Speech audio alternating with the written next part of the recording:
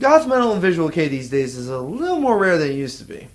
Once a dominant driving force in the scene, many of the bands that adopted the sound are either broken up, moved on to other musical genres, or just haven't put out an album in years.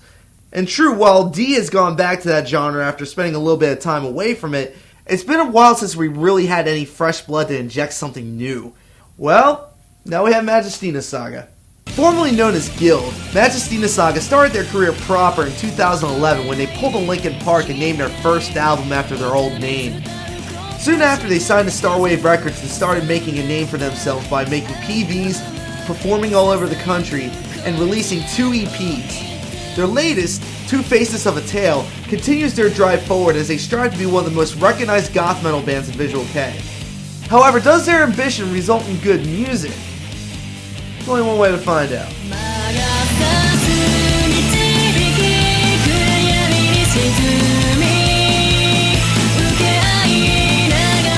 It should be noted that Tainted and Starwave Records have a history that goes back nearly a decade.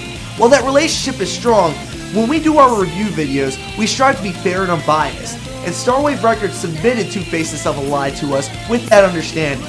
It is our hope that the fans and viewers understand this and our relationship as they enjoyed this video.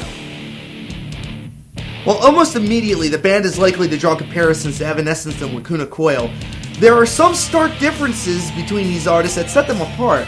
For starters, lead singer Iori's vocals opt to shy away from the powerful and operatic that most female goth metal lead singers strive for. Instead, her vocals are more soothing, much like a coy child. The band's songwriting also gears more towards VK characteristics, with a rich interest in the Baroque. Expect music box samples, keyboard orchestrations, and synthesized organs as the band goes more for the Victorian rather than the modern, cinematic, dramatic feel of their Western contemporaries.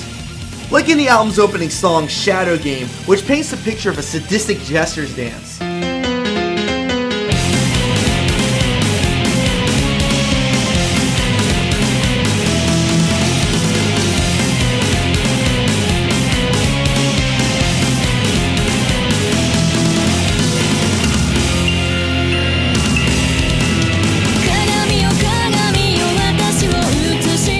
The rest of the band does a really good job of crafting the dark and gloomy feel of the EP. The rhythm section, led by bassist Kyo, drives the songs with head-banging beats and varying tempos to keep the songs energetic. While being the single guitarist in the band, Irugi has the opportunity to rip some pretty ripe solos, such as the EP's lead single, Double Face.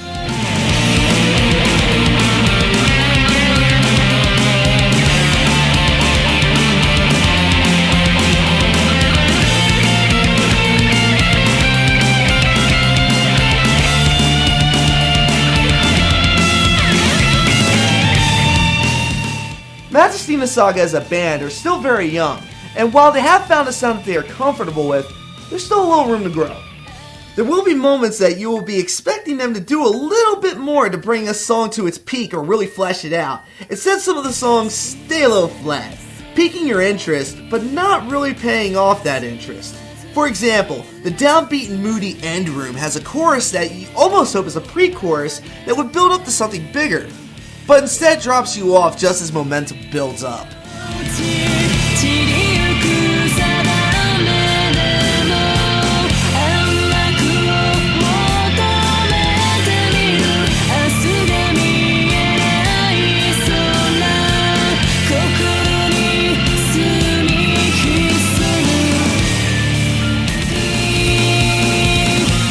Magistina Saga shows a lot of promise, and while their third EP has a few rookie mistakes in it, when compared to their first two, it shows progression, and it leaves you eager with what the band might have in store for the future.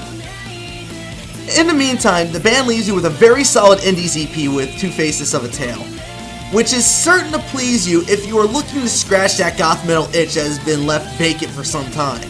There are more than a few moments in this EP where you will be touched by the band's direction, and really rock out to some hard-hitting tunes with a dark, graceful feel. Tainted Reality gives Two-Facedness of a Tale by Magistina Saga an 8 out of 10.